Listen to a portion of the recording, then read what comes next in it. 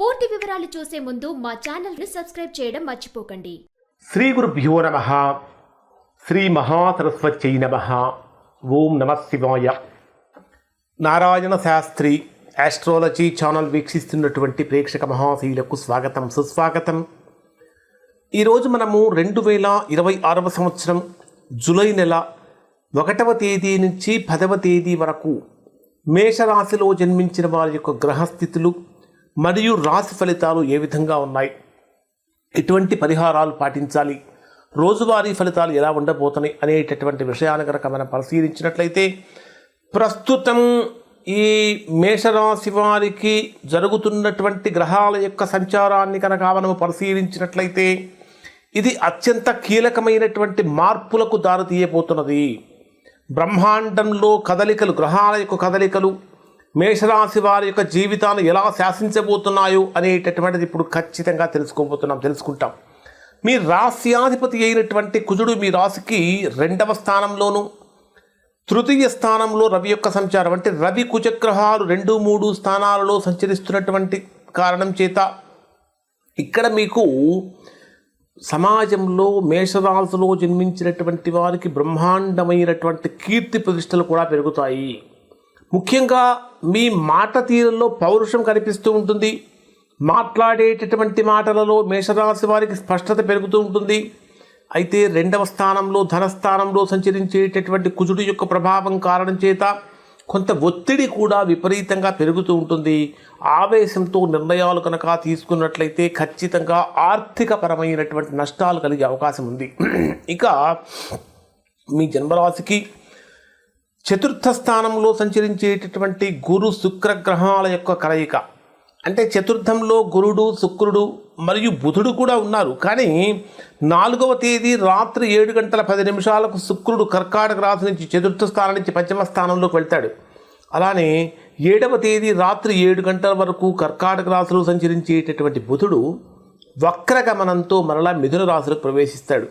ఈ గ్రహాల యొక్క స్థితిని కనుక మనం పరిశీలించినట్లయితే ఇది ఒక రకంగా చెప్పాలంటే అనుకూలంగా ఉంటుంది. వ్యాపారస్తులకు అందరికీ కూడా పాత బాకీలు వసూలవుతూ ఉంటాయి. మిగిలినటువంటి గ్రహస్థితులను కనుక పరిశీలిస్తే దాదాపుగా అనుకూలమైనటువంటి పరిస్థితులు కనిపిస్తున్నాయి. కానీ మేషరాశి వారు మాట్లాడేటటువంటి మాటల విషయంలో చాలా జాగ్రత్తగా ఆచితూచి వ్యవహరించాలి.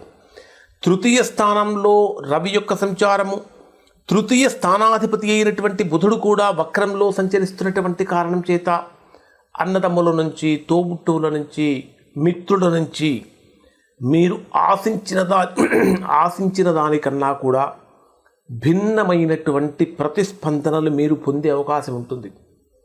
అంటే వ్యతిరేకమైనటువంటి ప్రతిస్పందనలు పొందే అవకాశం మీకు కనిపిస్తూ ఉంటుంది.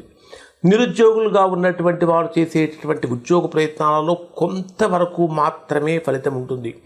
ఆల్రెడీ ఎవరైతే ఉద్యోగపరంగా తీవ్రమైనటువంటి ఇబ్బందులు ఎదుర్కొంటూ ఉన్నారో అటువంటి వారి సమస్య కొంచెం తీవ్రమయ్యే అవకాశం ఎక్కువగా ఉంది.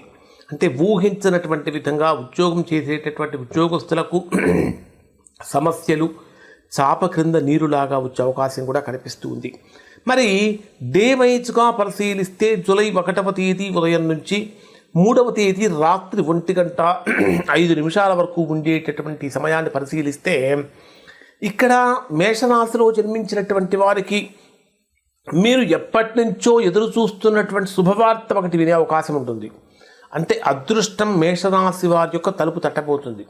మేషరాశి వారికి చంద్రుడు మీ రాశికి 10వ స్థానంలోనే సంచరిస్తున్నటువంటి కారణం చేత, కర్మస్థానంలో సంచరిస్తున్నటువంటి కారణం చేత మీరు వర్క్ చేసేటటువంటి వర్క్ ప్లేస్లో, ఆఫీసులో లేదా కార్యస్థలంలో, వృత్తిపరమైనటువంటి విషయాలలో, వ్యాపార స్థలంలో మీ పనితీరుకు చక్కటి ప్రశంసలు దక్కుతూ ఉంటాయి. పై అధికారుల యొక్క సూచనలు, సలహాలకి చక్కగా ప్రాధాన్యత ఇస్తూ ఉంటారు. నిరుద్యోగులుగా ఉన్నటువంటి వారు ఈ రోజుల్లో కనుక ఇంటర్వ్యూస్ కనుక ప్రయత్నించినట్లయితే కొంచెం మంచి రెస్పాన్స్ వచ్చే అవకాశం కనిపిస్తూ ఉంది. వ్యాపారపరంగా తీసుకుంటే లాభాల బాటలో పడతారు. కానీ మానసికంగా ఏ విధంగా ఉంటుందంటే బాధ్యతాయుతంగా, అంటే మేషరాశిలో జన్మించిన వారు 1వ తేదీ నుంచి 3వ తేదీ వరకు అత్యంత బాధ్యతాయుతంగా, రెస్పాన్సిబుల్గా ఉంటారు. పాత సమస్యల నుంచి బయటపడడంతో మానసిక ప్రశాంతత కూడా లభిస్తుంది. కానీ పని ఒత్తిడి వలన కుటుంబానికి సరైన సమయం కేటాయించలేకపోవచ్చు. దీనివలన కుటుంబంలో చిన్నపాటి అసంతృప్తులు వస్తూ ఉంటాయి. కాబట్టి కరెక్ట్గా బ్యాలెన్స్ చేసుకోవడానికి ట్రై చేయండి.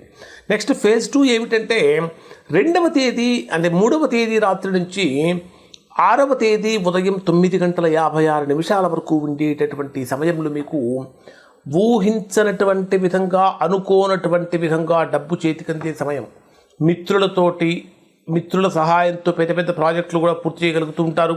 ఇక్కడ మీకు లాభస్థానంలో సంచరించేటటువంటి చంద్రుడి యొక్క ప్రభావం కారణం చేత ఇది మేషరాశిలో జన్మించినటువంటి వారికి అత్యంత సువర్ణమైన సమయంగా ఉండబోతుంది. ఆర్థిక స్థితి కనుక తీసుకుంటే పెండింగ్లో ఉన్నటువంటి డబ్బు చేతికి అందుతుంది. షేర్ మార్కెట్ ద్వారా, లాటరీల ద్వారా ఆకస్మికమైన లాభాలు కూడా వచ్చే సూచనలు ఉన్నాయి. శ్రమకు తగినటువంటి సంపూర్ణమైన గుర్తింపు కూడా లభిస్తుంది అని చెప్పాలి. సామాజికంగా తీసుకుంటే స్నేహితులు, బంధువులతో చక్కగా ఆనందంగా గడుపుతూ ఉంటారు. సమాజంలో పెద్దవాళ్ళ యొక్క పరిచయాలు కెరీర్కి ప్లస్ పాయింట్గా మారుతూ ఉంటాయి. కుటుంబ పరంగా తీసుకుంటే జీవితంలో అంటే జీవిత భాగస్వామితో ఉన్నటువంటి విభేదాలన్నీ తొలగిపోతాయి. కొత్త పరిచయాలు లాభసాటిగా మారుతూ ఉంటాయని చెప్పాలి. ఫేజ్ 3 అంటే జూలై 6వ తేదీ నుంచి 6వ తేదీ ఉదయం 9:56 నుంచి 8వ తేదీ సాయంత్రం 4:02 వరకు ఉండేటటువంటి సమయంలో ఇది మీకు కాస్త నిదానంగా వెళ్ళాలి. నిదానమే ప్రధానమైనటువంటి అనేది ఇక్కడ మీరు ఖచ్చితంగా పాటించాలి. ఖర్చులు పెరుగుతూ ఉంటాయి. మానసికమైనటువంటి ఒత్తిడి బాగా పెరుగుతూ ఉంటుంది. ఇక్కడ చంద్రుడు మీకు వ్యయస్థానంలో, చతుర్థాధిపతి అయినటువంటి చంద్రుడు 12వ స్థానంలో వ్యయస్థానంలో సంచరించేటటువంటి ఈ సమయంలో మీకు ఆల్రెడీ శని కూడా అక్కడే ఉన్నటువంటి కారణం చేత ఆరోగ్యపరంగా కానీ, మానసిక స్థితి కానీ ఈ 2 రోజులు మీకు తెలియని ఒక విధమైన ఆందోళన, నిద్రలేమి మిమ్మల్ని వేధించవచ్చు. కాస్త డిప్రెషన్ అనిపిస్తుంది. శారీరక అలసట ఎక్కువగా ఉంటుంది. ఆర్థికంగా తీసుకుంటే హాస్పిటల్ ఖర్చులు లేదా అనవసర ప్రయాణాలు మిమ్మల్ని ఎక్కువగా ఇబ్బంది పెట్టే అవకాశాలు ఉన్నాయి. ముఖ్యంగా చెప్పాలంటే డబ్బు కూడా నీళ్ళలాగా ఖర్చు అయిపోతూ ఉంటుంది. ఎవ్వరికీ కూడా అప్పులు ఇవ్వకండి. అప్పులు తీసుకోకుండా ఉండటం కూడా ప్రధానంగా చెప్పదగినటువంటి సూచన. ఈ 48 గంటలు ఎలాంటి కొత్త పెట్టుబడులు పెట్టకండి. కోపతాపాలకు ఖచ్చితంగా దూరంగా ఉండండి.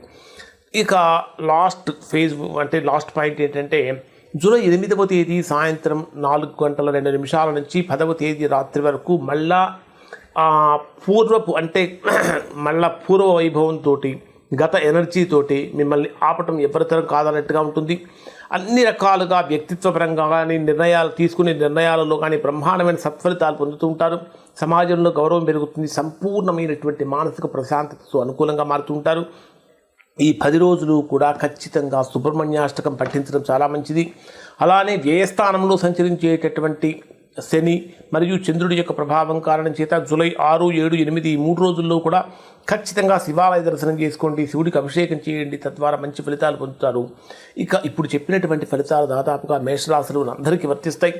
ఎవరికైతే వర్తించడం లేదో, ఇంకా ఎవరైతే తీవ్రమైనటువంటి ప్రతికూలతలు పొందుతున్నారో దానికి కారణం ఏమై ఉంటుందంటే వారి యొక్క వ్యక్తిగత జాతకంలో ఏర్పడినటువంటి దోషం యొక్క ప్రభావం ఏమి ఉంటుంది. అటువంటి సందర్భంలో ఒక్కసారి మీరు మీ యొక్క వ్యక్తిగత జాతకాన్ని విశ్లేషణ చేయించుకొని దోషం ఎక్కడుందో తెలుసుకొని దోష నివారణ చేయించుకుంటే చక్కగా సత్ఫలితాన్ని పొందుతారు. ఇవి మేషరాశి వారి ఫలితాలు. శుభం.